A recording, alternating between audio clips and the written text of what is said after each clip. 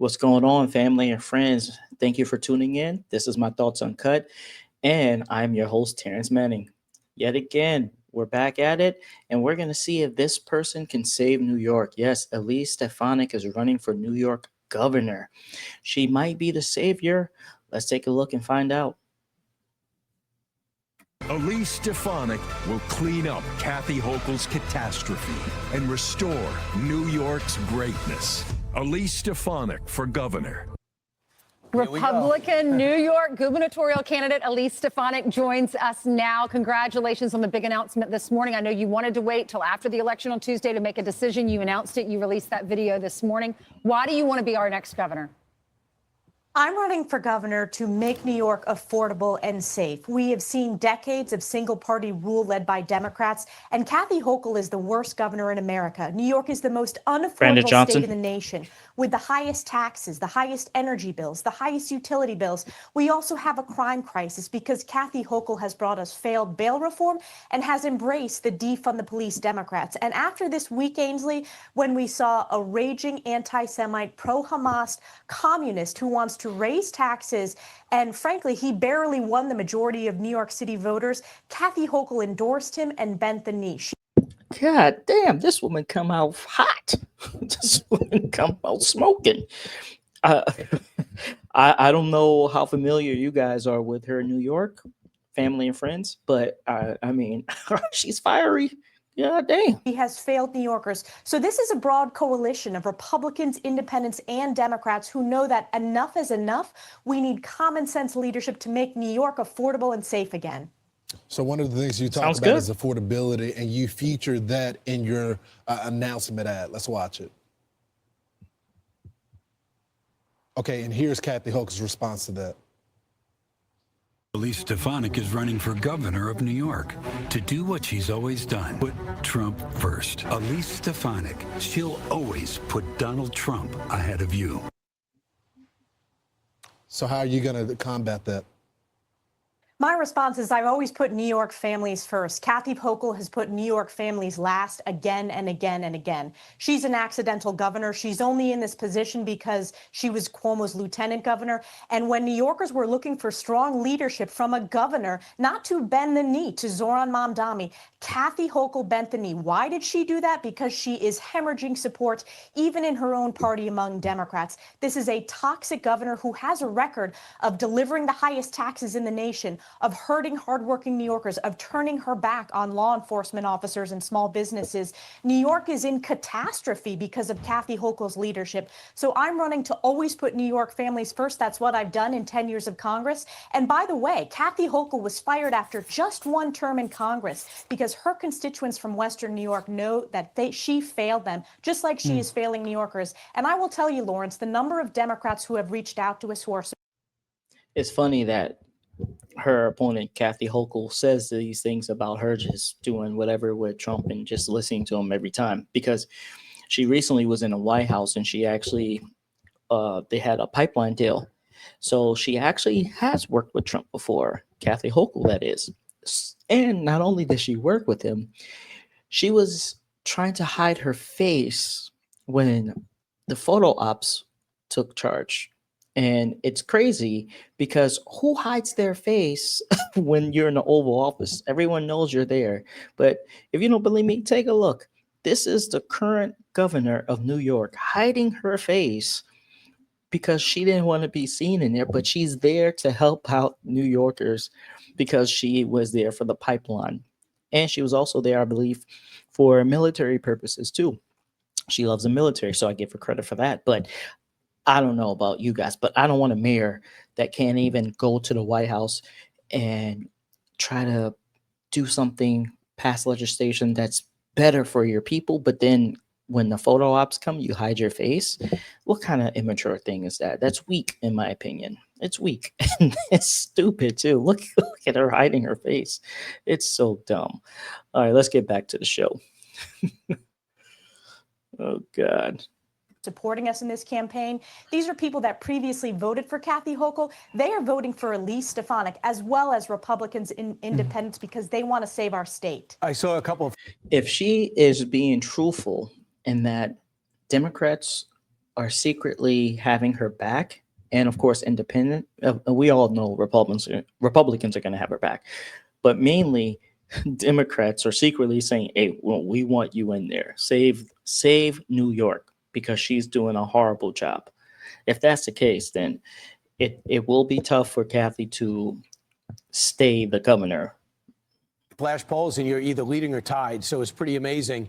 But Wow. in particular, you looked at the city, just elect somebody who says, I'm a socialist, I don't like capitalism, and doesn't really seem too fond of America. How do you win over those people? What do you know about New York that's different from New York City? Well, first of all, I think it's important, Brian. This was not a mandate, even though Mamdani is claiming such. He barely got over 50%. So that is really a historically low performance for someone who won the Democrat primary. That means nearly half of New York City voters, which is traditionally a Democrat city, voted against Mamdani because they know he is so radical. He's out of touch with hardworking families, with small businesses who are already crushed by the highest taxes in the nation. And when you broaden the scope across New York State, this is not the type of leadership that New Yorkers want in their governor. They want a strong governor to lower prices, to have energy independence, to lower the prices of utilities, lower the prices of groceries, not raise taxes. And within 24 hours of Kathy Hochul being heckled, tax the rich, she said she's open to raising taxes on top of the taxes she's already raised for New Yorkers. Just last night, Kathy Hochul was in Puerto Rico, heckled off the stage by people telling her to raise taxes. So she is beholden to this radical far left. What have I? And that's the crazy thing. It's like Democrats, the only solution they have is raise taxes on the rich. It's like, what is this obsession about rich people and trying to dictate how much they can make and how much they pay in taxes when they're already contributing?